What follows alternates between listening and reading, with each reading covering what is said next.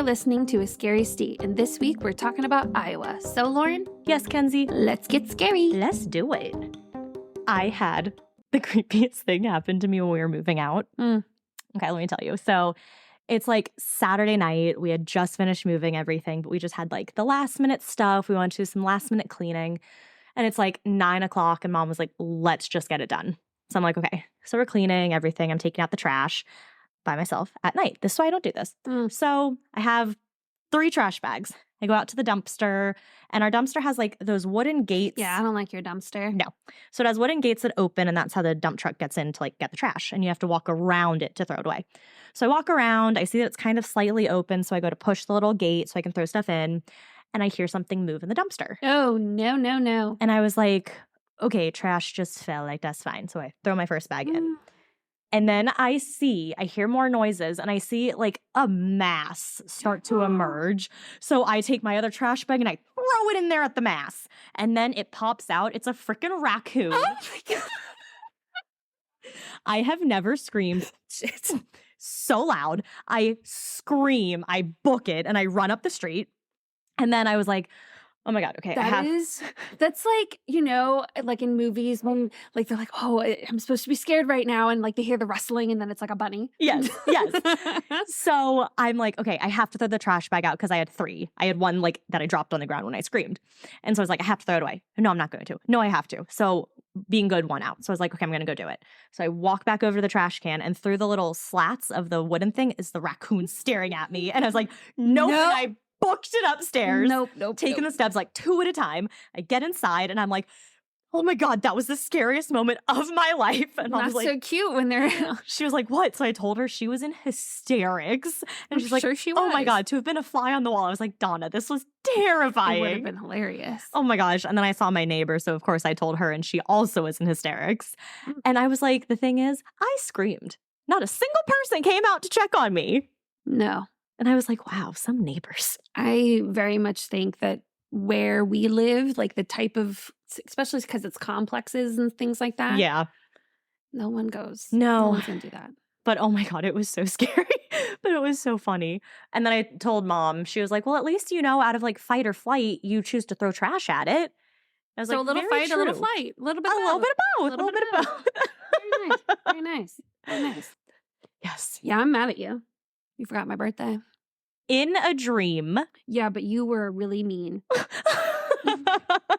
How so would I say? Nothing. That was the problem. It was my birthday, and nobody said happy birthday to me except for my mom and my dad and my sister.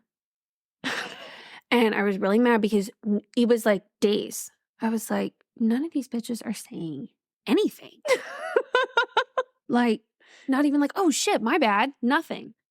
Go to school, because, yeah, we're back in school. For whatever reason, I wasn't there. Go up to you, and I'm like, And you're like, what? I'm like, are you fucking kidding me? What day is it? It's the 28th. I said, right. Which is 4 days after what?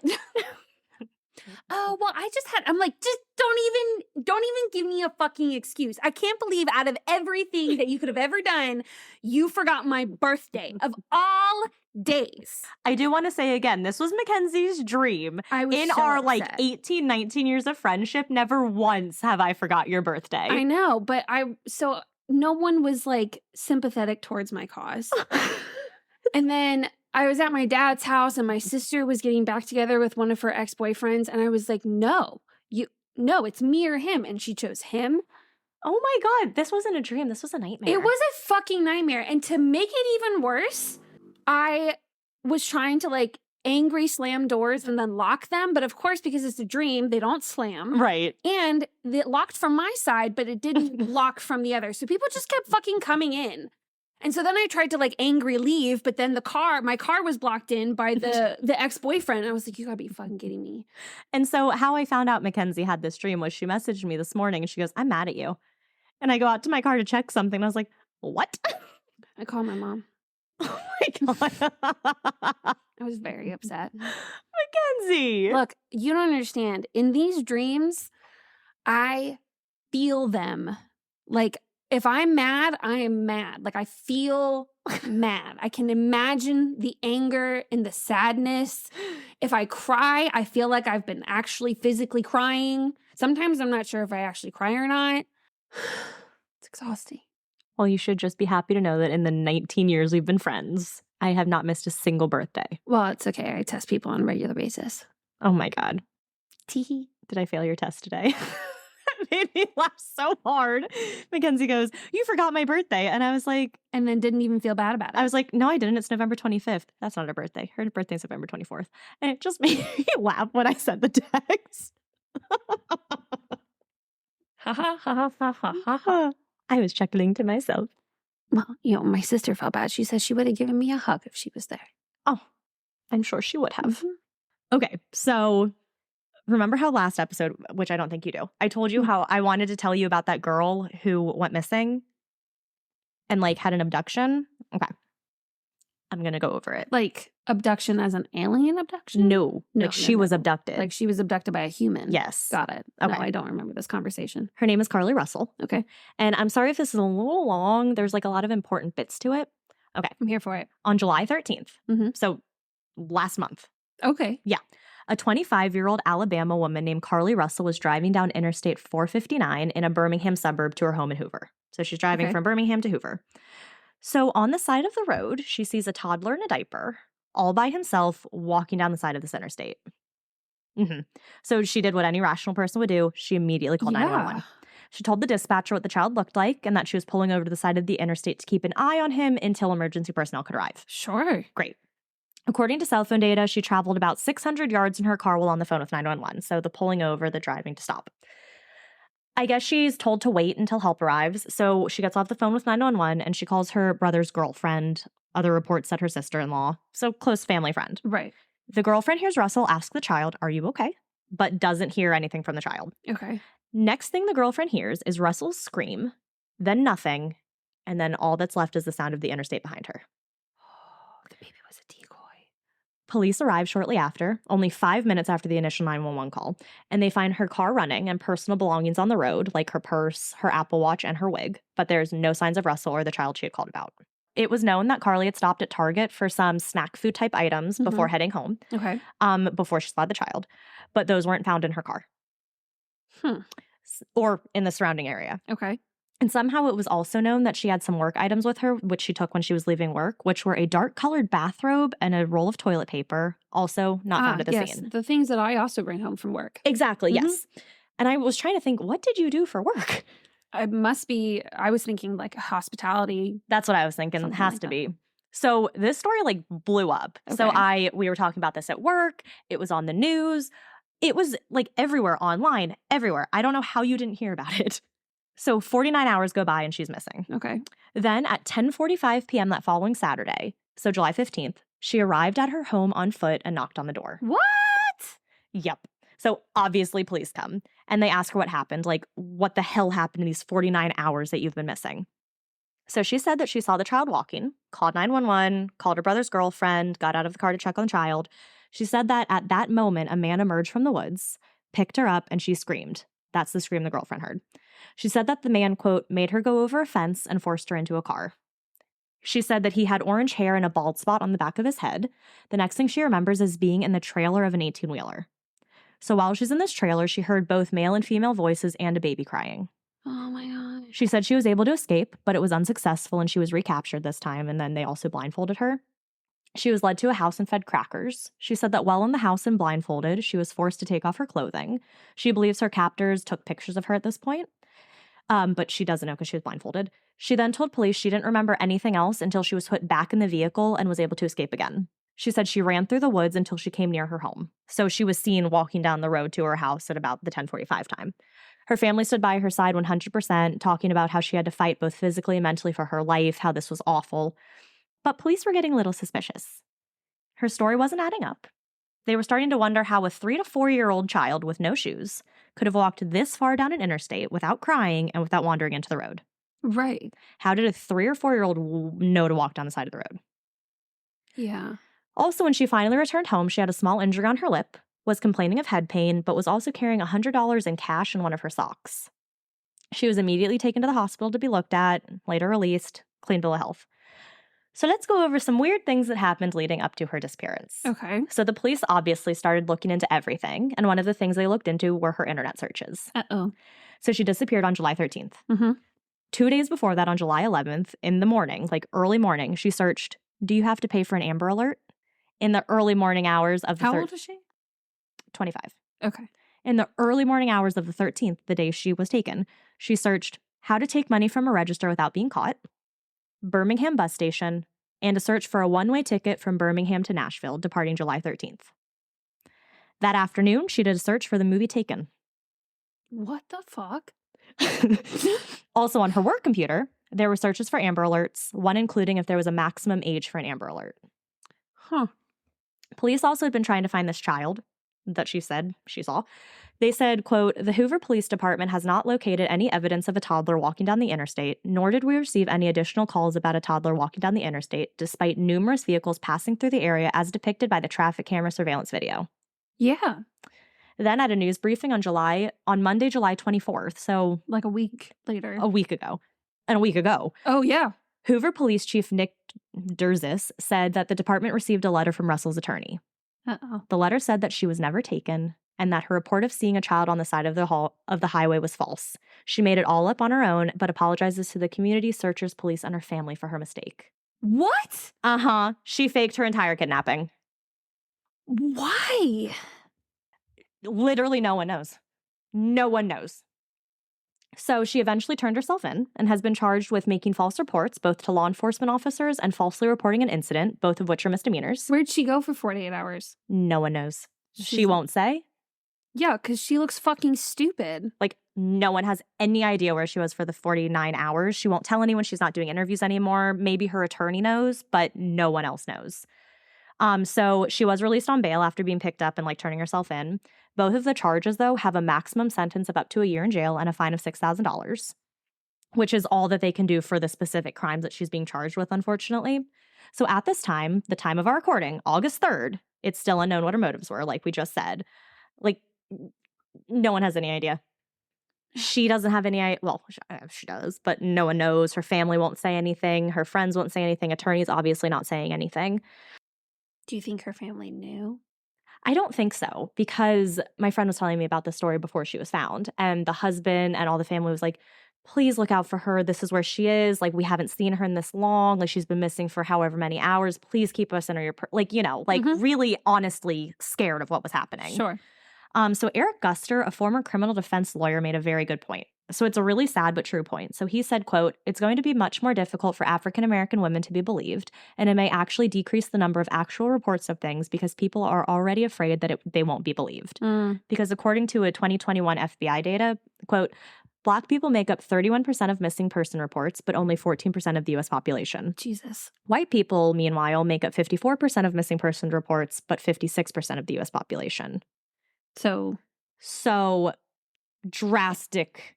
Sure, there's some ratio thing there. Yes. Yeah. But like, so 31% of 31% of missing persons reports are Black individuals, and they only make up 14% of the population. So it's double. Missing is more than how much they make up. Yeah, if it's double the population. Right. Percentage-wise. Right. So white people, though, make up 76% of the population and only make up 76. Yeah. I thought you said 56. They make up 76% of the population and only 54% of the missing people. I know. I thought you said 54% missing and 56. Oh, no. Yeah. 54% missing and 76 of the population. That makes a little bit more sense. So drastically different numbers. Oh, for sure. Derica Wilson, co-founder of Black and Missing Foundation, had previously told CNN that she currently has nearly 6,000 cases of missing Black people in her database, most of them unsolved, where false reports like Russell's are very rare. So a lot of her reports are real and real people who are missing, and now people are afraid that what she did is going to, Oh, sure. I mean, it's negatively affect those people who are actually missing and actually need resources. Well, and it's already like you see in every single, not even like made up TV, like true crime documentaries, almost 9 times out of 10, I would say that when someone is talking about when they first were like, oh, so-and-so's missing. She didn't come home or he didn't come home, like whatever the case may be. And they go to the police and it's always like, I was told to wait 48 hours or I was told, no, she probably just ran away. She'll come back.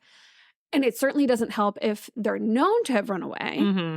And it's just like, I can't imagine in some of those circumstances, I'm like, if you had just believed them right when they told you. Because they always say those first 48 hours are the most important. Right. And so it's like, if this family member who knows them far better than you do. That makes me so pissed when the police are like, oh no, they probably ran away. And it's like the family member's like, fuck would no, you know? I know them. They would not do that. Exactly. And I'm like, I'm sure there has been a time or two where someone freaked out. Mm-hmm. And there was enough times that someone freaked out and they ran away that's where the cops just go to. Right. But then it's also like, I feel like you got to look at it each individual person. If it's someone who, is crying wolf, I could understand maybe the hesitation. Mm-hmm. But also at the same time, if they're giving you a description of like how the person's changed, why they wouldn't have run away anymore. Again, someone that they know and are with way more than you are. Yep. I can't imagine, like, I just remember how difficult it was for me to tell my parents if I fucked up. I know. I would have taken this to the grave. Yeah.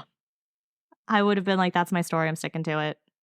So Alabama Attorney General Steve Marshall said, quote, "We don't see this as a victimless crime. There are significant hours spent and resources expended as a result of this investigation. And not only that, but the many men and women who are civilians that wore those yellow vests on a hot afternoon and evening looking for someone they thought was abducted trying to be of assistance." Yeah, that's fucked. He says he intends to fully prosecute this case to the full extent they're able to. Should. Which I think they should. I think first off, she needs help.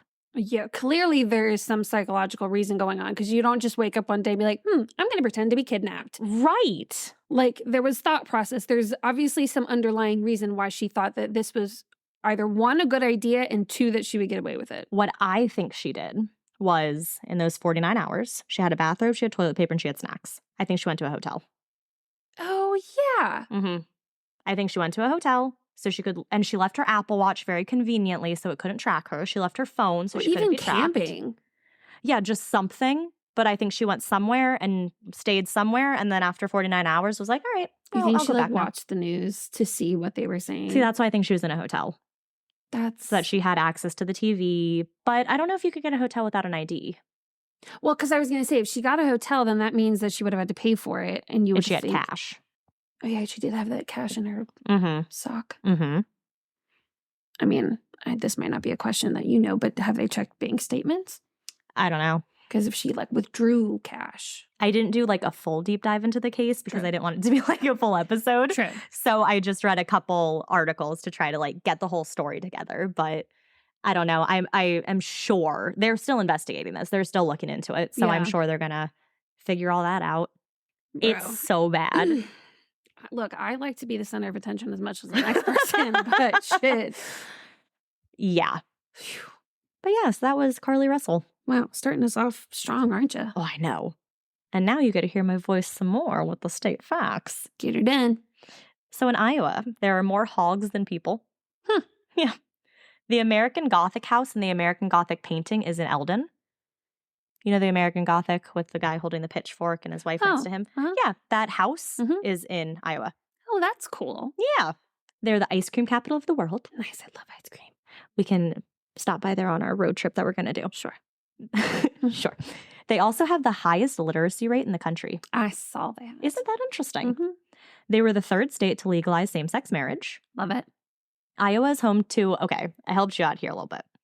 All right, they're home to the world's largest wooden nickel. It is 16 feet or 4.867 meters across. They also have the world's largest bullhead fish statue. See, I already did a world's largest though when we did. You know what? You said included, so here you go. So this statue is 12 feet or 3.6 meters long. And then they also have the world's largest truck stop. The world's largest is in Iowa, and it's known as Iowa 80. It was dubbed a small city and a trucker's Disneyland. And Joe and I stopped here. Wow. When we were doing our trip from Arkansas. Well, la-di-da. We saw it on the side of the road and we're like, let's go to it. Well, it's huge. Well, a warehouse size. Well, yeah. And you know how at craft shows, they have little booths that have all the art. That's what this was. Just rows and rows and rows. That's where I got you the otter tape dispenser. Oh, nice. Yeah. Iowa has a ton of caves. many open to the public to explore. Ooh, maybe that's what it'll be. Is a cave? Yeah, only in Iowa. Caves. Oh. I try to find like a common theme. Oh. That's why it says only in. Oh. Yeah. Cute. Thanks. Iowa So average. glad you pay attention. I read them all. There's just a lot. Mhm. I get very confused by what we're covering and what you're. It's a lot. People at work all the time, they'll ask me, like, what's scary this week? And I'm like, No idea. I have to wait for a second. I'm like, okay, what was I doing research on? What did I just edit? What did we record? When did we record? What's being released? Like, Yeah. all over the And place. especially because our like schedule's a little fucked up right now. Oh, yeah. That's not helping. No. Iowa averages 50 tornadoes a year. That sucks. Most occur in the spring. I'm never moving there. No. The plane crash that occurred in 1959, the one that brought the phrase, the day the music died, Shut up, really? happened near Clear Lake, Iowa. Oh, that's so cool. So on board this plane was, Love that song. I know. So on board the plane was Buddy Holly, Richie Valens, and JP. The scary movie Children of the Corn was filmed in Iowa. Hmm. They actually had locals play extras in the film. That's fun. I would love to be an extra in a film. Oh, for sure. We need to find one. That would just be so fun. Even if it takes up like all Saturday and all you get is like a sandwich for participating. So fun. The Black Angel Monument is located in the Council Bluffs Cemetery. I almost talked about that. Oh, really? Yeah. So Ruth Dodge started to have dreams of angels and started to believe that she was being visited by these angels in her sleep. It is believed that she predicted her own death in 1916. Her daughter commissioned the statue to honor her mother's visions. Nowadays, many believe that the statue is haunted after visitors have reported strange activity. The band Slipknot is from Iowa. Ah, nice. I Yup. talk about them. Do you? A little bit. Interesting. Otto Frederick Rohwedder invented the bread slicing machine. Okay. Trampolines were invented in the 1930s by George Nissan. Wait. Back up. What? Trampolines Mhm. were invented Mhm. in the 1930s Mhm. by George Nissan. Is he in charge of making Nissan? I don't think so. Okay. Julia Michaels, Herbert Hoover, and Sean Johnson are all from Ohio. And Ashton Kutcher was born in Cedar Rapids. Nice. Yes. I always, for whatever reason, think that Cedar Rapids is in Michigan. You know what? I do too. And it's not. No. Why do we think that? Does it go over into Michigan? No. Have a map. We don't have a map. Let's take a look at a map. Nope. It's, they're not even close states. This is my next question. People are probably like, dumbasses. They don't even touch. Look, we don't have our map. Oh my God, they're really far They're from each really other. far. So no. And it's not even like there's a Cedar Rapids there either, because if you type in Cedar Rapids, it It's says just- a town in Iowa. Is there like a amusement park? Cedar Point, but I think that's in like New Jersey. Type in Cedar in Minnesota. Nope, Michigan. Michigan. There's, Cedar Point Amusement Park. That's Ohio. Oh, Ohio. Okay. There is a city. There's a Cedar, Michigan. I don't think we're going to figure this out. Grand Rapids. Grand Rapids. Grand. It was the rapids that got us, That's- not the cedar. Yes. Grand Rapids. That is what is in Michigan. There we go. There we go. What did people do before Google? Did you like write down your questions on a sticky note and then be like, I'll look at this in a book when I get home? No. You just lived with the questions. See, that's assuming I had questions. I pretty much was the kind of kid that like once you told me it, I was like, okay. You know what one teacher told me, and I still remember to this day? Hmm. She told me that your blood is blue and it turns red when it hits the oxygen. Mhm. Is that true? I believe so. See, I've heard different things. I've heard people say that, and then I've heard people say, no, that's stupid. We could ask a doctor.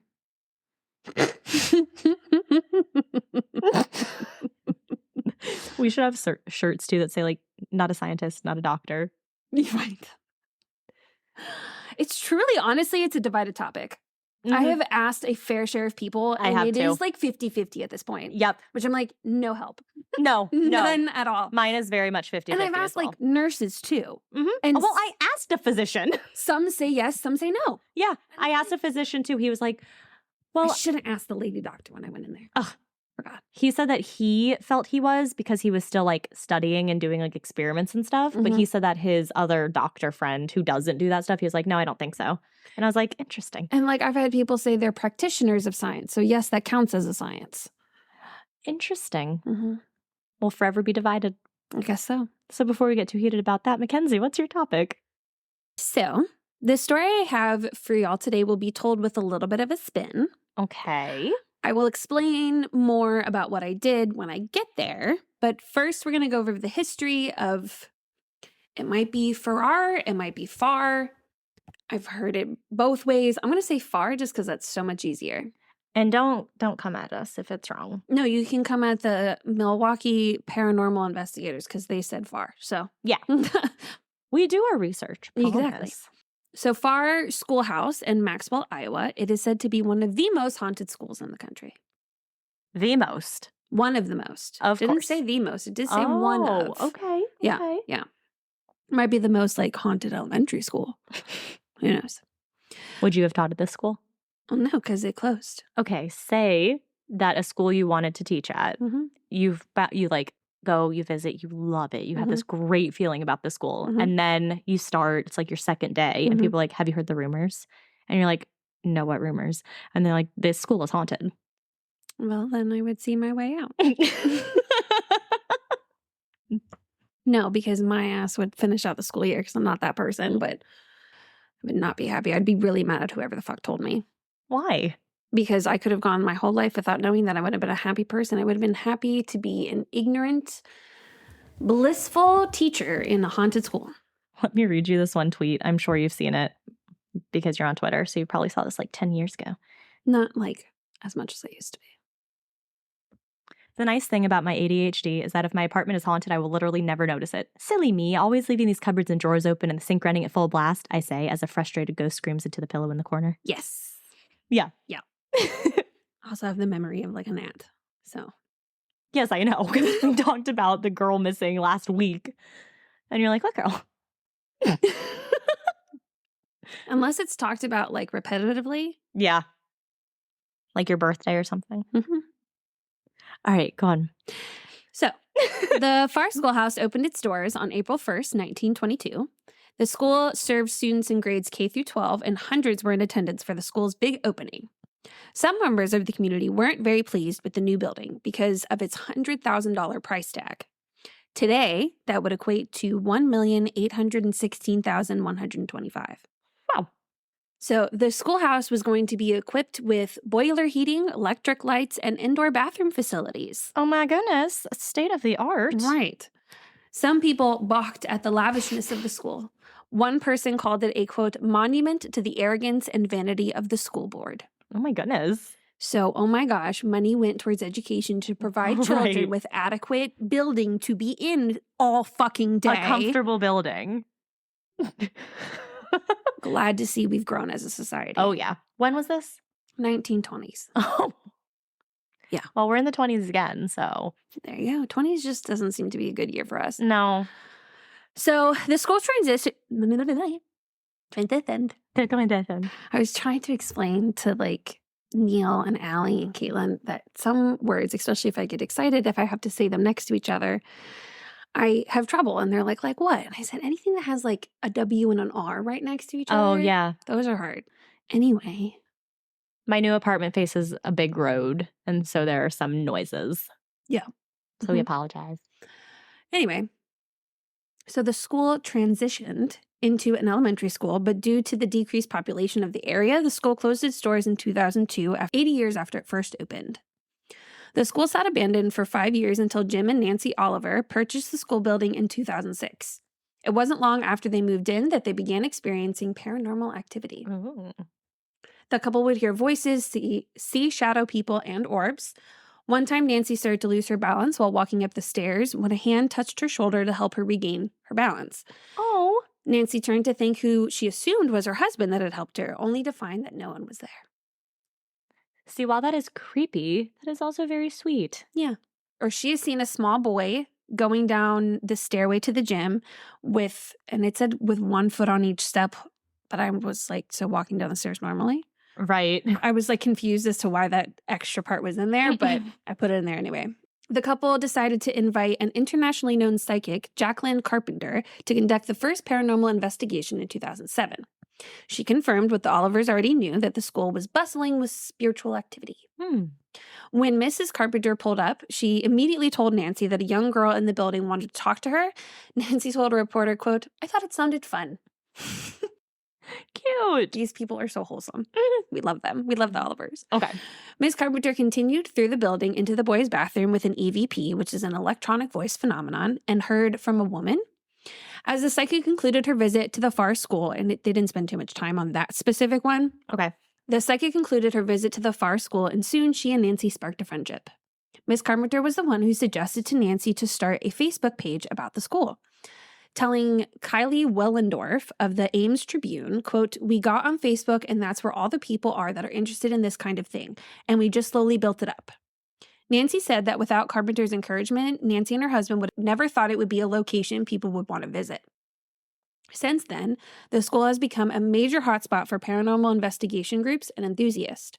From Discovery Channel's My Ghost Story and Travel Channel's Kindred Spirits to Slipknot's Corey Taylor. There's Slipknot. Corey Taylor. Yeah. When asked about all the visitors, Nancy said, quote, "We don't disturb people while they come. I let them in and retreat to our apartment to be quiet." Oh, So pretty cool, chill people that live there. yeah. Super cool with people coming. Every investigation or whatever that I read about talked about how nice they are, how welcoming they are, kind of show them where everything is, and then they just let them do their thing, Cute. So, as I said, quite the paranormal hotspot. And so there were so many experiences to choose from. Some stories were long, some stories were short, some were podcast episodes, some were videos. Wow. But keeping true to our brand, I wanted to tell about the experiences that were not on a TV show or podcast. Oh, wonderful. I like telling the stories from the local paranormal groups or nearby residents, including but not limited to the fun comments on blog posts and Reddit. Of course. So here was my idea.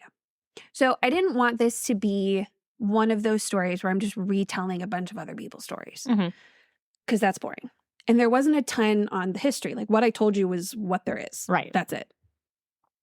So I wanted it to be interesting. So I put a little spin on the retelling of other people's experiences. Okay. So what I did is I collected a bunch of investigations and paranormal experiences, either from a person or a group that they had in the school. I wrote a bunch of notes for each story, included good quotes if I could find some. And then I combined the stories to make a big short story. Okay.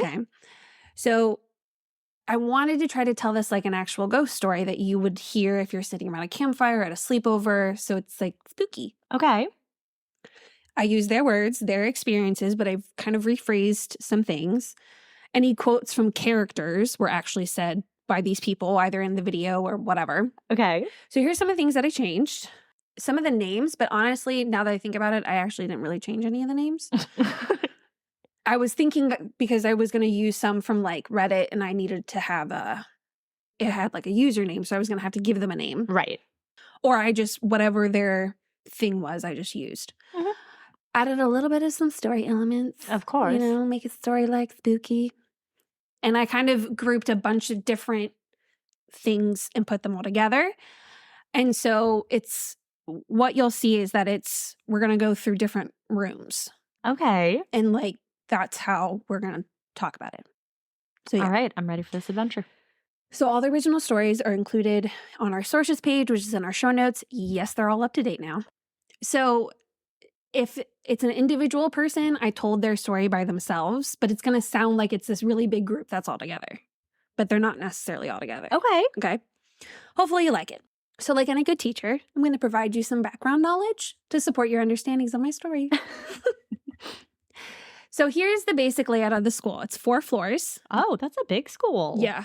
The first floor, you walk in, there's a staircase that goes up to the hallway for the first floor, or you can go down to the second floor, which is kind of confusing because you can go down to the second floor or up to the third.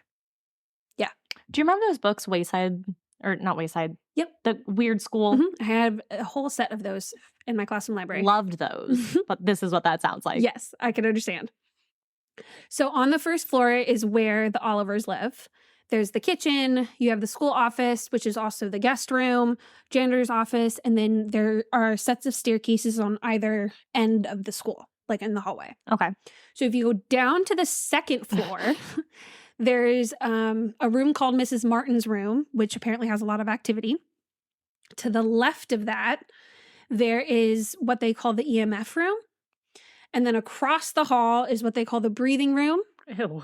There are restrooms on either side of the staircase. And then there's another classroom and a small library at the other end of the hallway. So there's like 6 rooms altogether. Do they use like the school bathroom? Mhm.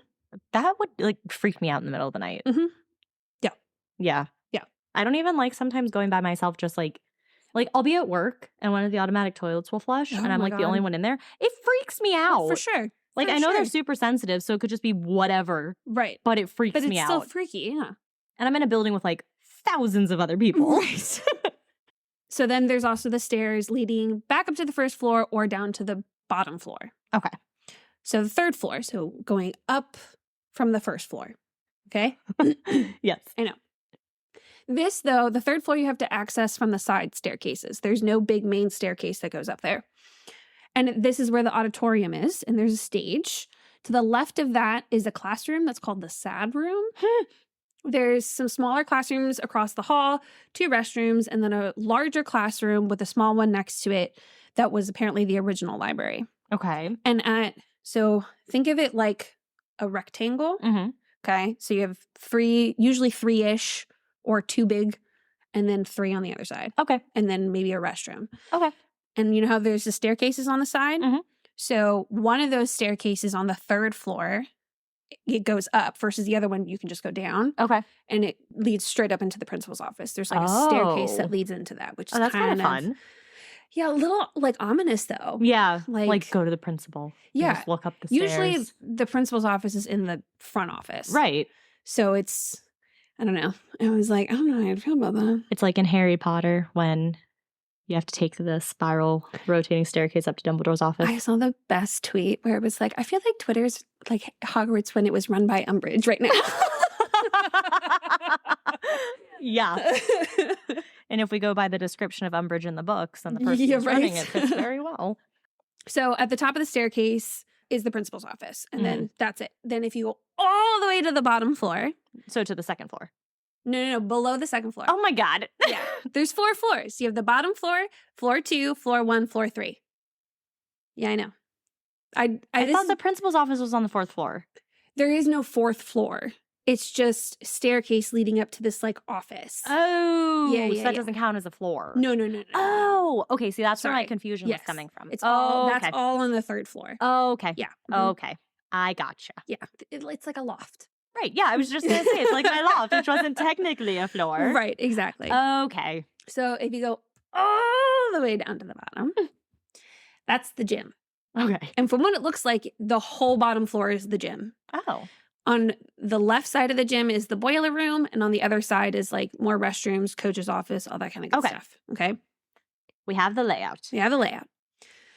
So these are going to be the predominant paranormal activity things that have been reported. So you'll hear them again as I give you the story, but I was just going to go over the list of them, of what people are known to have experienced. So in one of the classrooms, there's a spirit of a young girl who is wearing a frilly dress and has curly hair. Some have said you can hear the giggle of a child in that same room. I think it's that classroom, Mrs. Martin's room. Oh my gosh. Today at work, we have this board and it's a whiteboard and people ask questions. So today it was like, are you afraid of these things? Yes or no? So it Mhm. was spiders, small spaces, clowns. And the last one was children laughing at night. That's a good one. An overwhelming amount of yes. Oh, I'm sure. I am sure. There is a grumpy and unwelcoming spirit that lurks in the boiler room. Some say it is the former caretaker or janitor of the school. Some have also said that they have seen the spirit with red eyes. Ew. Some people have claimed to see a shadow figure on the steps coming down from the principal's office. So there's like 2 big figures on the 3rd floor. There's one that is kind of in front of the principal's office. And it's, people think of it as like it's like, oh, it's a principal it's watching over. Right. It doesn't necessarily feel like a good, but it's not going to hurt you either. Okay. So both of those has been seen up there. So, like I just said, there's also an unnatural figure that has been seen on the 3rd floor that apparently is 9 feet tall. A 9-foot tall shadow figure. Don't love that. No. Plus the one on the stairs. If you watch It Follows, there's a scene with a really tall... Why would I watch anything It's that's called actually that? terrifying, but it has one scene where this really tall, creepy guy comes in. Ooh, anyone who watches It Follows, like if you've talked to anyone who has seen that movie, you can say, what was the scariest scene? And it's always going to be that scene. But yeah, the big, tall... Oh, I don't like it. Why would I ask people about a movie I've never seen? That's true. But now in the future, you know. It's an interesting movie. It doesn't have any jump scares, so I think you actually might like it. You literally just said it's actually really creepy, and that you expect me to be sold on this? That one You scene. have, you dug yourself into that grave. You already said it was scary. There is no going back. I'm never watching that movie. I mean, just the title, I know you wouldn't have watched it. Like, right. Oh, what's this movie? Oh, it's called It Follows. You'd be like, no. No. It follows me out the door. You don't want it to follow you. Right. So balls have been seen rolling around on their own in one of the classrooms on the 3rd floor, causing it to be called the ballroom. Okay, makes sense, yes. Some have reported what sounds like a basketball game being played in the gymnasium. The 3rd floor is said to have the most spiritual activity. There is some speculation that the reason the school has so much activity is because the school might be a place where there's 2 spiritual portals. Naturally. Mm-hmm. One is rumored in the principal's office on the 3rd floor. Yep. And then the school's auditorium. Bottom floor. Also 3rd floor. 3rd floor. And that's where the portals are located. Sorry, is that the next sentence below? So some of the equipment that the groups use and what they're used for, they won't really be mentioned except for in like one of the stories because it takes away from the spookiness. Of course. But just know that when I talk about things that were heard or said or whatever, it was through these devices. Okay. So some of these are new to me, so I thought I would include them on here. Okay. So there's one, it's called a geophone. Have you heard of that? Mm-mm. So it detects vibration by converting mechanical energy to electrical energy. So let's say you hear footsteps on a staircase or something. You might put it there to see if the stairs actually vibrate. Like vibrate. Yeah. Okay. So it helps with detecting movement. Okay, Mackenzie, where did we stop? We just, we moved in and we had ants, which is very annoying. So the ant guy just came and sprayed some stuff. It'll be a seamless transition for you guys, but I hope so. Really, there's a pause. Huge pause. Actually, he did it very quick. That was very nice. You'll hear us say, "Who's that?" Well, because we don't expect knocks, and it was a very like joyful knock. It was. He had like a whole beat to it and everything. I know. And it was kind of long. I thought it was Joe at first, and I was like, "Why is he not just getting his key?" Oh, speaking of, you need to give me a new key. I know. I thought about that. I should probably give you back the one I have. I assume they changed the locks. Probably. I would hope. Hopefully. Okay. So do you know what a trigger object bank is? No. Okay. So it's a group of objects contextually relevant to an environment that are left unattended in the hopes that something might interact with them and that the interaction can be captured as evidence. Oh, okay. We've done things before when we would ghost hunt where we would put something somewhere and leave it. And then we're like, oh, we'll come back and see like if it's changed, if anything's moved. Yeah. So these are just a little bit more purposeful. You might bring them with you. Right. So we would do it with balls. Like if there was a little kid go somewhere, we would bring a ball and we're like, this is for you. So in the boiler room, they had certain things set up versus like classroom. They had more like kid things in there. Okay. Then they had an ECTech RHT50 data logger. Never heard of that either. Same. It measures humidity, temperature, and biometric pressure at 1-minute intervals. Wow. This device allows investigators to graph the changes and compare data to other devices that might have measured or recorded an event. They also had this really cool thing called a Faraday cage, which blocks out radio signals from interfering with audio recorders, thus preventing false electronic voice phenomenon. Cool. EVP. So EVP, electric voice phenomenon, picked up by equipment. And then there's also AVPs, which is audible voice phenomenon, anything that could be heard out loud. Oh, fun. Okay. Okay. So, story number 1, the boiler room. Mitchell, Colt, and Jake went into their boiler room just after 10:30 p.m. The boys set up some chairs to sit in around the room and turn off the lights. The boys sat in silence for a few moments to see if any spirits came forward on their own to communicate. Just after a few minutes of silence, Mitchell asks Jake if he wants to ask a question. Just then, they hear a breathy whisper, "Do you believe in ghosts?" Mitchell asks, "Who is here with us?" To which the whisper responded, "Do you believe yet?" Ew. The boys attempt to ask more questions about who the spirit is and why he is there. The spirit only gives them very few clues to its identity. Other than that, it's a 4-year-old boy. Soon the spirit stopped answering their questions altogether, and after a few minutes of silence, one of the boys asks, "Do you want us to leave?" To which they get a reply of, "Yes." As the boys go to leave, they thank the spirit for their time, and this is when Mitchell saw the face of a man just behind Colt's head. The boys head out of the room, and Colt and Jake notice that Mitchell was as white as a ghost, yes, pun intended, and his hands were shaking. He was so frightened by what he saw, he could barely describe it to his fellow investigators. Needless to say, that was the last time Mitchell paid a visit to the boiler room. Story number 2. The library. Alyssa, Chase, and Tyler decided to go into the library on the 2nd floor. There isn't much in the room except for a small bookshelf with a handful of books and a small table. The group decides to sit at the table with Alyssa between the 2 boys. So this is where my creative license came in. She put headphones on and was listening to an EVP through the headphones. So she couldn't hear what the boys were asking, really see what was going on. She would just say words. Yeah, that's a common thing that people do. So I spun it as Alyssa has a special gift. And she has a connection with the spirits. Okay. But she needs absolute silence, so she wears noise-canceling headphones. Okay, I like it. Thank you. Meanwhile, Chase and Tyler ask questions aloud to see if they can get any response from any lingering spirits. Suddenly, the room gets very cold, and Chase said he had goosebumps. Seconds after he said this, Alyssa says, "Goosebumps." Chase and Tyler were shocked. No way Alyssa would have been able to hear what they said because he whispered it. After a few moments pass, Chase hears a noise and asks Tyler, "Did you hear that?" Before Tyler even has a chance to respond, Alyssa says, "Walking. Sounds like someone is walking." Just moments after she said this, the group on the 1st floor came down the stairs.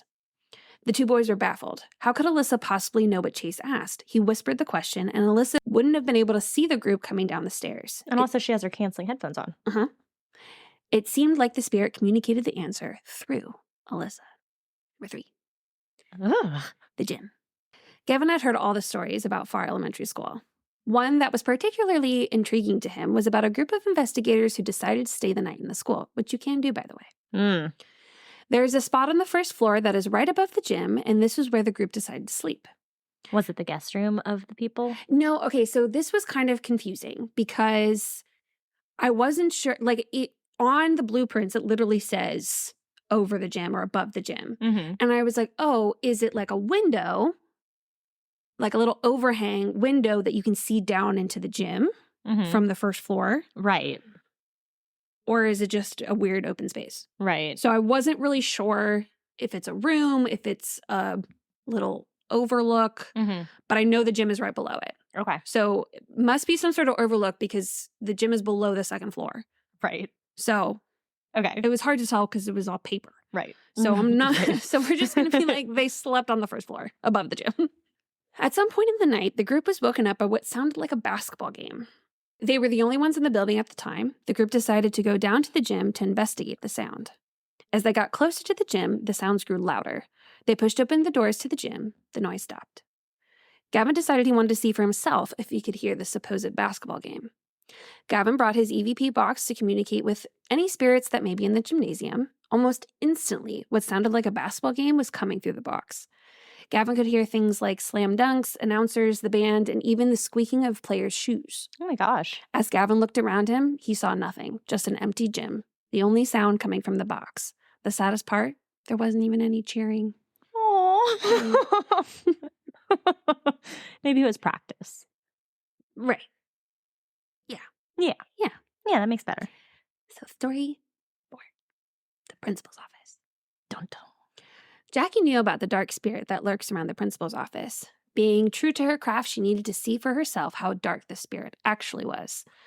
Almost immediately, she had a sense that someone was watching her and a negative energy around the space. She decided to sit at the bottom of the stairs, the ones that lead directly to the principal's office. She could feel the lack of power the children had when they were in the office for one reason or another. Suddenly, she heard the sound of someone pushing a swivel chair across the room. Jackie thought for sure the chair was coming straight for her. She jumped up and turned around just as she felt the chair was getting close, only to find there was nothing there. Naturally. And last, but certainly not least, the auditorium. Our last story comes from one of the school's spiritual. Our last story comes from one of the school's spiritual hotspots, the auditorium on the 3rd floor. When you walk in the massive space, you see what looks like a typical rundown theater. There are a few toys scattered along the stage that others have brought to entice the children's spirits to come out and play. Oh. One of those toys is a wind-up doll that plays a little tune after winding her up. No. Ryan wound up the doll to hear the song and knocked it around a few times to make sure it wouldn't randomly just like turn on. Well, you just wound it up. Well, he let it play. I understand, but like, don't touch it. Well, too late. He placed the doll a couple feet from him on the stage. After a couple minutes, the doll was pushed closer to him and began to play its song for about 2 minutes. Ryan hadn't touched the doll or wound it up, and he was the only one in the auditorium that night that he could see. Many others had decided to investigate the school and even stay the night in this haunted place. One repeat visitor, which is actually a local cop. I don't know if he's a local cop, but I know he's a cop. Okay. He said, quote, "Every time I've been here, I've had an experience to talk about. Yeah, it might have been nothing. It could have been random. But at the time, it seemed pretty real, and my body reacted, and my mind reacted as if it were in the presence of something paranormal." He goes on to say, "Suspend your disbelief, come here with an open mind, open your ears, and see what happens." And I like that. Is the Farrar School. Oh. Yeah. I liked your story. Thank you. I was like, this could be just like a little short story, like a little book. Yeah. Because it was like so many. Really? And it was great because I was like, oh my gosh, look at how many things. There was even one for a band that had played there and they had some experiences. Oh my gosh. I watched the music video. It was terrible. Oh, poor things. Terrible. And there were so many others. And I left all of my notes on my notes page, but I didn't necessarily include all of the stories, but I did leave them for my sources. Oh, okay. So if you're really, really that interested, you can go in and you can watch the full videos of where I kind of got some of the short stories for the different groups that went to investigate. Some were comments, some were videos. So, yeah. I just can't stop thinking about the people who live there who have to go to the bathroom and like the school bathroom. That just sounds so freaking scary to me. Well, I don't know if they might have a bathroom within their apartment. Man, I hope they do. I wish I could have found it again, but I thought there was one source I read that said Nancy, when she was talking to a reporter, when she comes home, she would say, "Children, I'm home." Cute. Or like, "Spirits, I'm home," or something like that. Like they're very like, "Yeah, cool, let's hang out. You know, you got your space, we'll stay over here and we'll be copacetic." That's probably why they're able to like just chill there because they're so respectful. Exactly. Dang. Yeah. I would not visit, but no. It sounds kind of a little too creepy. Yeah, it's big. And I don't like the big. It's big. And so obviously they're not going to run electricity through the whole place. Yeah. So it's just their apartment and then the guest room and then one of the bathrooms, I think it's on the 1st floor, works. Ugh. Yeah. Yeah. Well, nice job. Thank you. Very interesting. I don't know if I'll do that every time. I liked it though. But it was fun. I didn't come up with any new ones. I meant to look up phrases. What's cooking good looking? All right. So today I am going to talk about the Gitchie Manitou murders. That's how it's pronounced, right? Yeah. That's the right word. All right. So it was the evening of November 17th, 1973, when 3 teenagers from Sioux Falls, South Dakota decided to take a camping trip. Wrong state. The spot they decided on was the Gitchie Manitou State Preserve, right over the border in Lyon County, Iowa. Hold on, I gotta pull up my map. What are they from? They're from Sioux Falls, South Dakota. That could work out. That's closer than Michigan. Just a little bit. Iowa and Nebraska and South Dakota actually touch each other. Yes, they do. Okay.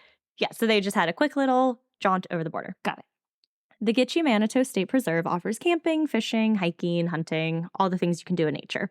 And it was a very well-known party and hangout spot among teens in the area. Ooh. So this is where they would come to hang out, drink, smoke. So glad that we didn't have to do that shit outside. Oh, I know. Ugh. We just had someone's basement. Or kitchen. or room I was or just family gonna say, room. we had my entire fucking The whole house. I house. don't know what you're talking about. In fact, we couldn't use the basement Until that one time. at one time. Mm-hmm. Okay, so these teens, this is exactly what they plan to do. Got it. These 5 teens, they were going to go to this reserve, drink, hang out. The 5 teens this night were 17-year-old Roger Essam, brothers 18-year-old Stuart Bad and 14-year-old Dana Bad, 15-year-old Michael Hadrith, and 13-year-old Sandra Chesky. Sandra and Roger were dating. Ooh. So at the time, Sandra was only 13, having moved to the Harrisburg School District just within the previous year from Minnesota to start 7th grade. So let me describe how she met. Baby. I know. So this is how she met Roger. She was at a drive-in theater in Sioux Falls and was heading back to the car What from year the is this? concession stand, the 70s. Okay. Yeah. There's a drive-in down in Stanton, or past Stanton. Joe and I have gone to it a couple times. All the way there? Yeah, it's really fun. We saw It 2 there, and then we saw another movie there. It's really fun. See, I feel like, they always play the scary one. Yeah, but they have like good ones too. But anyhow, so at this drive-in, she's going back to the car from the concession stand. This is when she said from a distance, she, quote, saw the most handsome man I had ever seen in my life.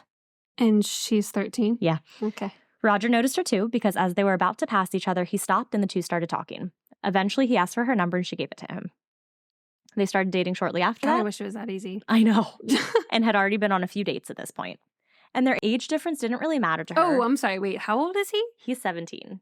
Oh, pump the fucking brakes. And she's 13. Oh, pump the fucking brakes. Yes. You. I know. I think about that too. I'm like, 17 is just so drastically different from 13. But the age difference didn't matter to her. Of course, I'm sure it didn't. It wouldn't have mattered to me either. Oh, yeah, I know it didn't. Okay, you know what? I was the innocent one. He was the icky one.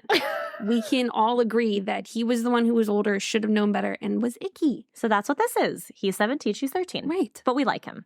Okay, good. Yeah, we like all of them. Okay. So she had to grow up fast, and because of that, she was used to being around older kids. Her mother, a mother of 4, had married a man who didn't want to have 4 kids. He wanted Sandra's mother... Well, right. He wanted Sandra's mother to put the kids in foster care. oh my God. Yeah, or enroll them in a mission school.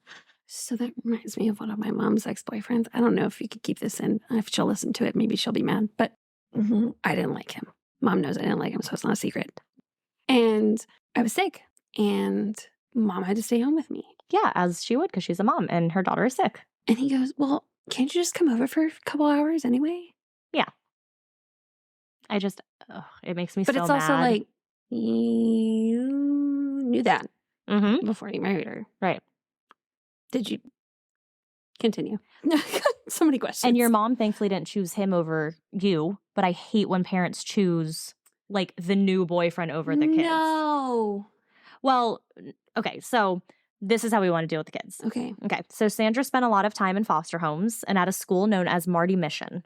Ugh. I know. Mom. So she was always around kids of all different ages, many being much older than she was. And the 4 boys, Roger, Stuart, Dana, and Michael, were all best friends. There were bullies at this time, so the group mostly kept to themselves and hung out together, forming a very close bond between the 4 of them. Because no one else would be your fucking friend. Because you're an asshole. Well, they weren't. There were bullies. Oh. I thought, when you said there, I was thinking. Oh, they are. They are? Yeah, no. There were bullies at the time, like other bullies outside. They were not bullies, Okay. but because of the bullies, they just kept to themselves. Yes. Okay. Yes. Sorry. My bad. Yep. So Stuart and Dana, the brothers, were into music. Stuart knew how to play the guitar. They're brothers. Stuart and Dana. So yeah, Dana's a guy. Got it. Is a boy, yes. Mhm. So Stuart knew how to play the guitar. Dana learned how to play the bass, and they were very close. The 4 best friends wanted to Half a spend... band right there. I know. The 4 best friends wanted to spend a night in the woods together, playing music, singing, and smoking, as they would be bringing some joints along, all around the campfire. Roger invited Sandra along, and the 5 headed out to the woods in Stuart's blue van, ready to enjoy some time together. I wish I was that kind of person. Right. Right. So they parked the van in the tall grass of the preserve and made their way past a little stone shelter and down towards the babbling Big Sioux River, where they built a fire and started singing and smoking. This couldn't be any more of your typical teens in the 70s. Love it. But this chill night ended in horror when the next day, a couple had just gotten a car to take out for a test drive. And what better place to do a test drive than a nature preserve? Obviously. Sure. That's where I first go. Right. First thought, nature preserve. Mm-hmm. The couple was absolutely horrified when they came upon a gruesome scene of 4 dead teenage boys. Immediately, they left and hurried to call the police, who came to the forest in force. This part of Iowa was a very calm place, so major crimes like this Didn't happen. exceptionally unusual. Yeah. So the investigation into what happened turned into a full joint effort between many different groups, departments, and divisions. Members of the South Dakota Police Department teamed up with special agents from the Iowa Division of Criminal Investigation. You know what I noticed? What? Is that you have the FBI, Mhm. you have the state police, Mhm. but a lot of states have their own like Bureau of Investigation, like Yeah. California Bureau of Investigation, or like. So I feel like that's if it doesn't reach like federal things well, for the FBI. It's just interesting because like you don't hear about those. No, ones. you don't. So there was a show I used to watch, and I thought they made it up. Really? Like I thought the CBR, like California Bureau of Investigation, was fake. Yeah. I did not realize it was an actual thing until I started looking up more cases and seeing like Tennessee Bureau of Investigation, or Idaho Bureau, or whatever. Yeah, I mean, you really don't hear about it a lot. Yeah. So is it like you have the state? It's not the state police. Mm-mm. So there's the police department, like the state police department, Right. And then this is the Iowa Division of Criminal Investigation. So like a step below the FBI. I have no idea. I would think that's how it sounds. They were known as the state's detective bureau. Okay. Yeah. Got it. Okay. So they were going to help and aid in the investigation. Got it. Okay. So this That part makes will be sense. slightly brutal, but Okay. the police noticed on the victims that they had large bullet wounds, indicating to investigators that the teens had been killed by a shotgun blast at close range. So they sort of knew what kind of shell casings, if any, they would be looking for. Iowa Division of Criminal Investigation agent Terry Johnson said, quote, "Due to the severity of the situation, it was surprise, some shock. Not everyone had seen that many bodies at one time in this area, at least." Oof. So it's just really not, this Yeah, doesn't yeah. happen. Yeah. So they began the horrific search of the crime scene to see if they could find anything to start giving them clues as to what happened and to allow them to start piecing together this brutal crime. Do we know what they were shot with, like with the bullet size or the? We'll get there. Okay. Yep. Look at you. This investigator mind. So investigators combed through the leaves, woods, and underbrush looking for anything. This is when they found some shell casings. Shell casings that were determined to have come from a 12, 16, and 20 gauge shotgun. So 3 different shell casings. So 3 different people. Yep. This pointed the detectives in the direction that maybe they were looking for not 1, but 3 killers. Oof. Mm-hmm. Because you can't shoot 3 different shotguns at once. No. As one person. It's not possible. Unless you have another arm. Even then, you need 2 hands usually to shoot a shotgun to go. Oh, that's right. I didn't even think about it because I was thinking like, bam, bam. Or if you're cool, you can go like that. Yeah. Yeah. So the investigators then decided to search the car that the teams came in. They had to have come in something. Okay, wait, hold on. Clarifying question. This is just the boys, right? The 13-year-old's not there? Mm-hmm. Okay. Just Yep. Wanted to make sure. Mm-hmm. Okay. Yes. So they wanted to search the car to see if they could maybe find any clues that could lead to these, like who the victims were, see if there was anything that could link them to the killers. They searched and searched, but it was nowhere to be found. They could not find the van. They couldn't find the car. Anywhere. Okay. They immediately began to think that maybe the killer or killers had taken the van after the murders. So an urgent search went out to the public and other police departments to be on the lookout for a 1967 blue van. Unfortunately, this alert brought about no new leads. So like you just said, there were only 4 bodies found. Yeah. There was 1 survivor to this horrific murder.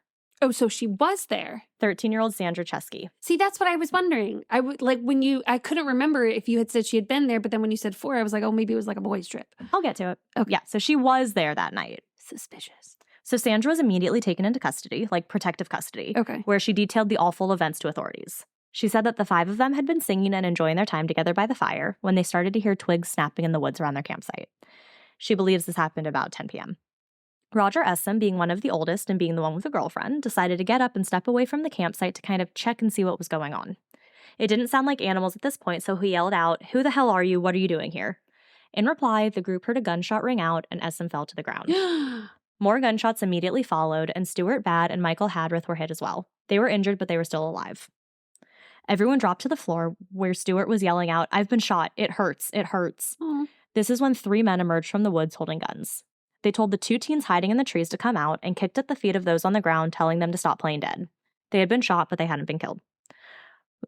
Except the one who was still laying, Roger. Once they had all 4 of the remaining group standing in front of them, they told the 4 that they were narcotics agents and were busting the group for the marijuana they had been smoking. You had me until right now. I was like, oh my God, who are these people? And then I was like, they're kids. They can't be robbing them. That wouldn't make sense.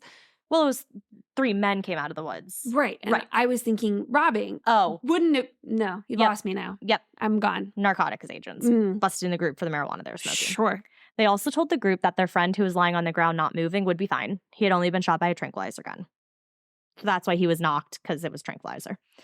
So the group was led to believe that the guns they were holding were tranquilizer guns, nothing more. The group of men started to lead the teens up the path nearby at gunpoint. Sandra was next to Dana, who was also helping Michael walk. Stuart was behind them. When they got to a certain point on the path, one of the men grabbed Sandra and bound her hands behind her back. With her hands bound, the boss of the 3 ordered Sandra to get into his truck, and she obviously complied, thinking the others would be getting in with her. She figured that these cops were going to be taking them to a detention school, because she's like, we're done. Like, we're in trouble. We're going to a detention school. The last thing she said to the others was, quote, well, I guess I'll see you in school, kind of as a joke, like, see you at detention. She was obviously confused when the truck started to drive away with only her, leaving the Bads brothers and Michael behind, standing at gunpoint in front of the other 2 men. It is believed that shortly after, the other 2 agents lined the remaining 3 boys up and shot and killed each one. Sandra had been driving away at this point, so she had no idea what the fate of the boys had been at the time. As the boss was driving Sandra away from the scene, he told her that he was taking her away because she was too young to be getting involved with this. She was too young to get in trouble. He didn't want her involved in this, like, drug stuff. Mm-hmm. Still at this point, Sandra thought that he was a cop. So when the boss stopped... She's 13. She's 13. She's 13. Yep. They told her he's a cop. She believed it. It's tranquilizer guns. I'm in Sure. trouble, you know. Mhm. So she thought he was a cop. So when the boss stopped to get soda at a convenience store in Sioux Falls, she remained in the car waiting for him to come back. In hindsight, had she known she wasn't actually with a cop, she would have tried to run away. The boss then drove Sandra to a farmhouse near Hartford where the other 2 agents from the woods were waiting for them. One of the men, the youngest of the group, then climbed into the car with Sandra. So trigger warning. This is when one of the men raped her. So the loser climbed out and the boss climbed back into the car. Sandra told him that she was a virgin. He right away said he didn't believe her. That was until she told him that she was only 13.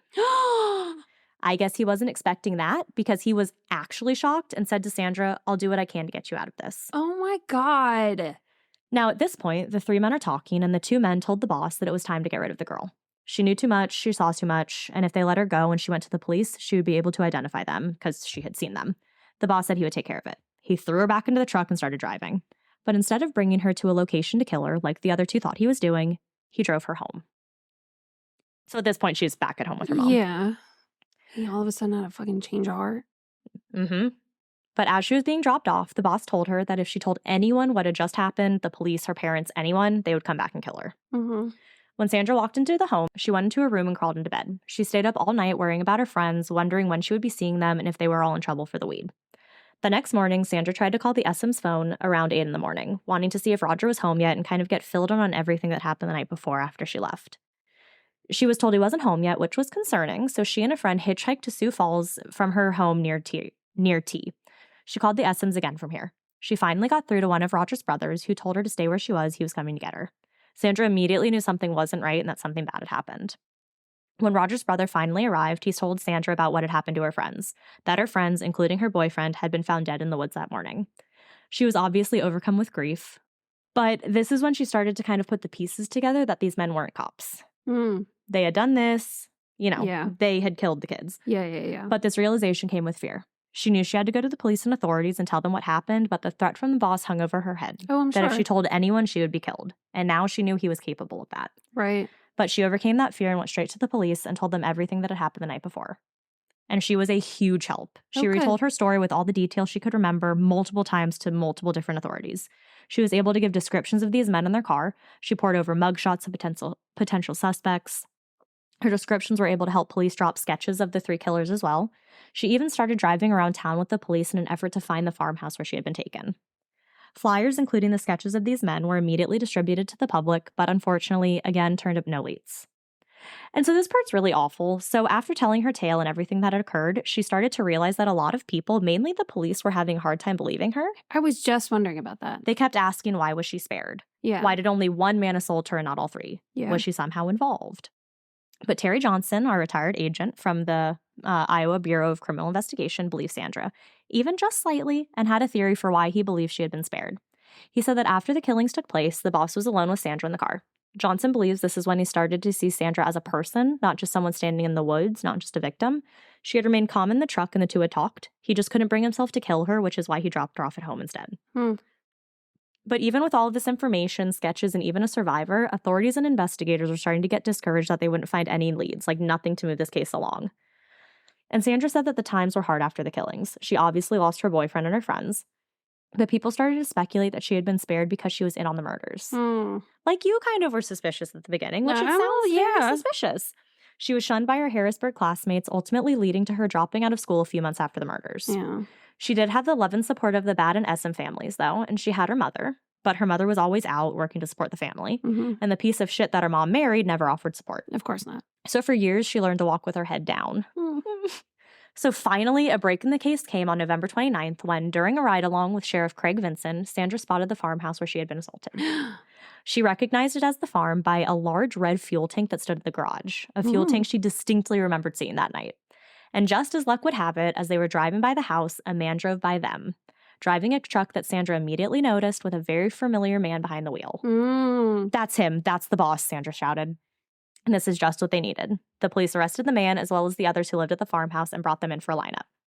Sandra instantly identified the 3 agents from the lineup. The next day, on November 30th, the New York Times reported, quote, 3 brothers were captured without resistance and charged with murder in the shotgun slaying of 4 Sioux Falls teenagers, November 17th. So these killers were identified as being the Farrar brothers. 29-year-old Alan, who went by the boss, 24-year-old David, and 21-year-old James. So let's go into a little profile of these brothers. Their family was about as dysfunctional as could be. No strong parental figures, no real stability in life. There wasn't much love in the house or among the family, as their father referred to them as chore boys. Ew. And with that, obviously, came violent personalities. Yeah. But throughout the awful family life, the boys sort of knew that it was them versus everything. They shared a pack mentality and they stuck together, with Alan appearing to be the boss of them. So he was 29 at the time. He had dropped out of school at the age of 16 when... Ew. I did not think that. Don't like that. Gross. So he was 29, our age, at the time of the murders. He had dropped out of school at the age of 16 when, at that point, he was only in the 7th grade. Okay. At 16, you should be like... Not in the 7th grade. Not in 7th grade. Yeah. His IQ was slightly lower than average. No but, shit. I mean, not much. It was 87. So he still shouldn't be a 16-year-old in 7th grade. No, he should not. But despite that, he seemed to have a normalish life. He was married. He was employed on a farm. He was married? Nothing goes into his wife. But so he was employed on a farm that had a unique red fuel tank in front of it. At the farm, he did your typical things like caring for the machinery and taking care of livestock. So he took her to the place where he worked. Idiot. Which, obviously. Phil Hammond, author of 2 books about the murders, said about the Farrar brothers, quote, they were criminals when they were in each other's presence. For the Farrar brothers, life was all about what was going to be the next crime, what could they steal next, and what could they go out and shoot next. The brothers had actually recently been arrested for transporting stolen vehicles across state lines. They also routinely stole weapons and other things. The guns they used that night had actually been stolen. And no, as you realize, they hadn't been tranquilizer guns like the teens had thought. So this is what they say happened. They had originally been in the woods that day to poach deer, but they soon heard singing coming from nearby, so they went to check it out and see what was going on. David was sent to spy on the group and report back what was happening. When he came back, he reported to his 2 brothers that it was a group of teens all sitting around a fire. He also told his brothers that the teens were smoking weed. They decided that they wanted the drugs. So they decided to impersonate narcotic agents as a way to steal the marijuana. Not just, hey, give us your drugs. We're narcotic agents. Right. And why did you kill them then? Yes. Well, they later said at trial that they believed that narcotic agents were allowed to indiscriminately kill drug users. What? But it's like, you're not narcotics agents. Right. So like, what? That doesn't apply to you, first off. And 2, that's not real. Right. That doesn't make any sense. So with this plan in mind, this brilliant plan, the 3 went back to their truck and got out their 3 shotguns. The ones that they had originally used when they were going to go deer poaching, which deer poaching is illegal too, by the way. Everything about it is everything. Right. Every choice that they had, none of it was legal. Right.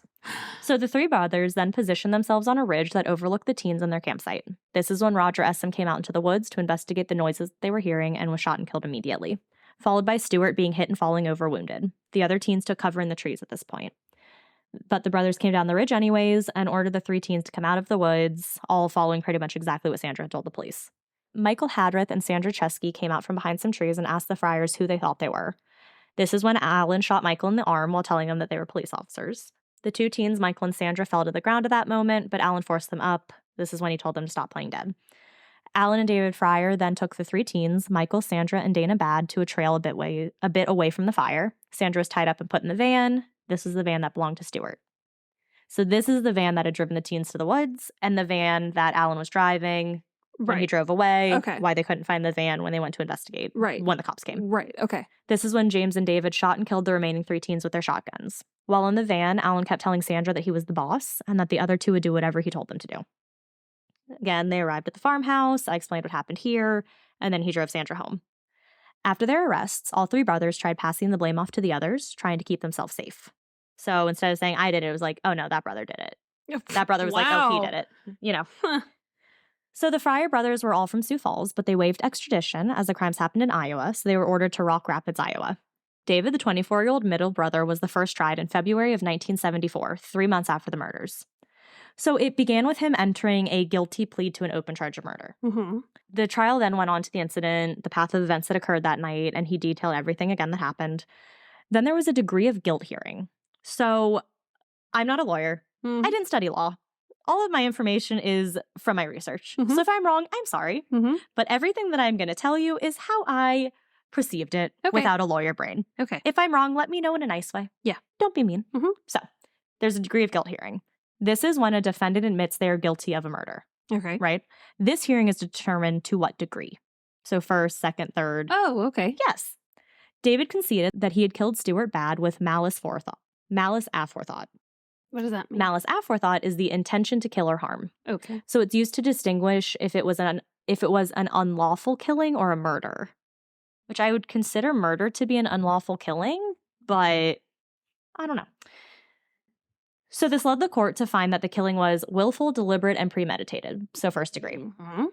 I think at this point they wanted to have a new trial, and one of the conditions they say wasn't met was the in-camera hearing. So I think meaning they didn't have an in-camera hearing and they wanted one. What's that? Sandra had testified, and the defense tried to say that her statement was appended to the one that had actually been produced, so different from the original one she gave. So they said that their appeal was due to the failure of the court to hold upon their request for an in-camera hearing. Okay. So this type of hearing is when the judicial proceedings are held in private. Mm-hmm. So either in front of a judge in their private chambers or in a courtroom without any spectators. Okay. So they said she never did that. Okay. And they wanted that to happen. Okay. So this led to an in-camera hearing, which was held on December 30th, 1974. Her statement was again produced and offered in evidence.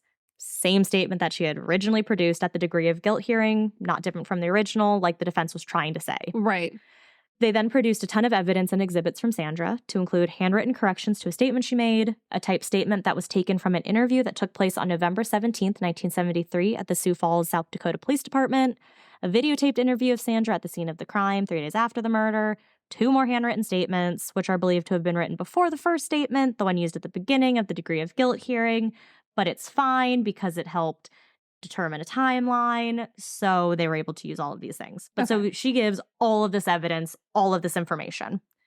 David's team still wanted an appeal based on issues that they had with statements provided and what she did and didn't provide. But the court ruled that it didn't matter what was provided, it wouldn't have helped David anyways. Right. So back to the first degree murder part. So David tried to say that James started shooting the teens, and before he knew it, he was just joining in. No.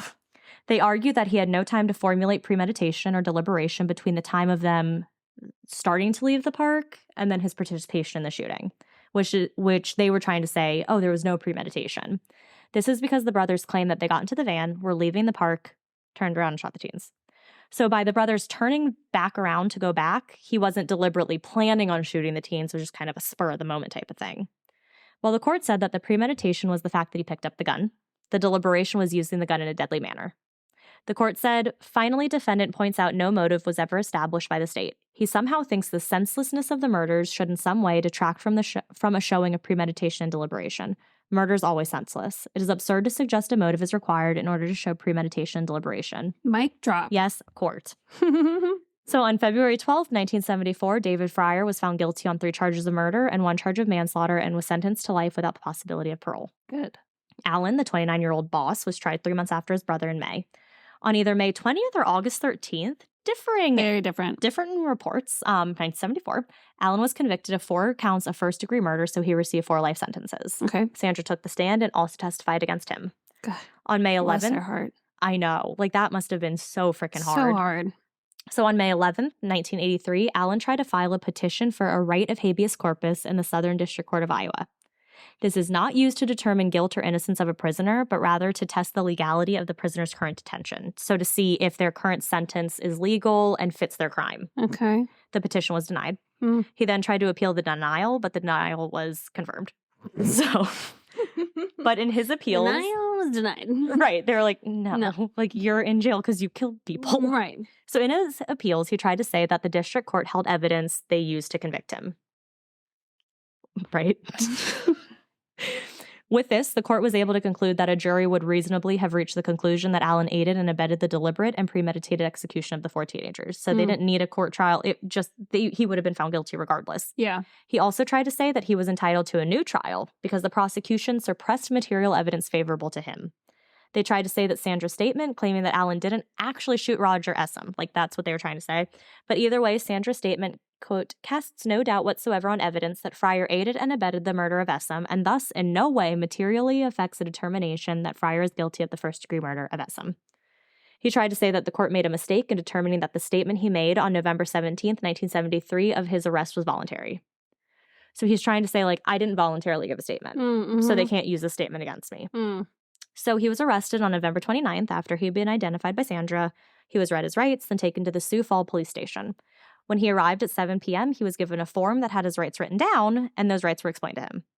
He said he understood them. Stupid. He said he understood them. He also signed an acknowledgement Do of you know those how many rights. kids tell me that they understand when they don't fucking understand? Well, we're going to say he does because he has an 87 IQ, so he's fine. So he said he understood them. He signed an acknowledgement of those rights and waived them. He was then interrogated by 2 officers for 3.5 hours, with coffee breaks every 30 to 45 minutes. He could also smoke and use the bathroom when needed. During that first interrogation, he said he had no knowledge of the murders.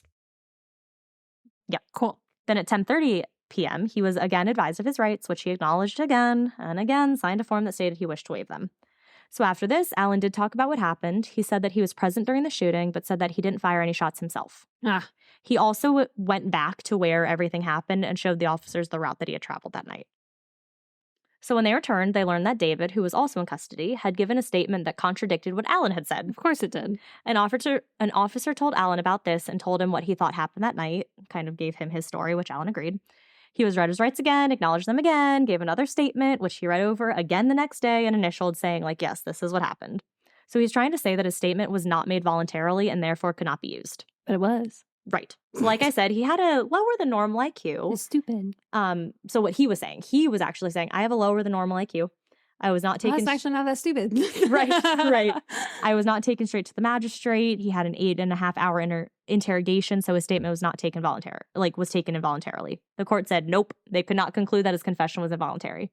He was found to be able to understand English and could read and comprehend the documents he signed. Yeah. His lower IQ at 87, yes, but it was not enough to determine that he didn't understand what he was reading. I think like average is 90. Average is 100. Oh. It's close enough. Yeah, close enough. So this argument was rejected. They determined his confession and statement were made voluntarily. He tried a couple of different approaches to the appeal. All were rejected or denied, pretty much saying that the court was fine and constitutional throughout the whole trial and he would not be getting a new one. And with his sentencing, the 4 concurrent life sentences under Iowa law, there was no lesser sentencing available. So he was like, I want a lesser sentence. And they're like, this is the lowest sentence we could have possibly given you. Like, no. After his sentence, Alan and James, the youngest brother at 21, actually escaped from jail. Oh. And they were on the lam for nearly a week before they were recaptured and brought back to prison. Wow. They had broken out, stolen a vehicle, and fled the state. They took that vehicle from Laverne, Minnesota to Valley Springs, South Dakota. Eventually, they were apprehended in Gillette, Wyoming. So they made it far. So after all of that, it was finally James's turn for his trial in December of 1974. He's the youngest, correct? Yes. Okay. At first, he did have a pretty good alibi. So he had a scrap with the law and was locked up at the time of the murders, which was true. Oh. But what was also true was that on November 17th, he was out due to a work release program. Oh. Mm-hmm. So he was... So he could have been doing fucking anything. On the night of the murder. Mm-hmm. Yes. On December 30th, 1974, he was found guilty of 3 counts of first-degree murder for the Bad brothers and Michael Hadrith and 1 count of manslaughter for Roger Essam.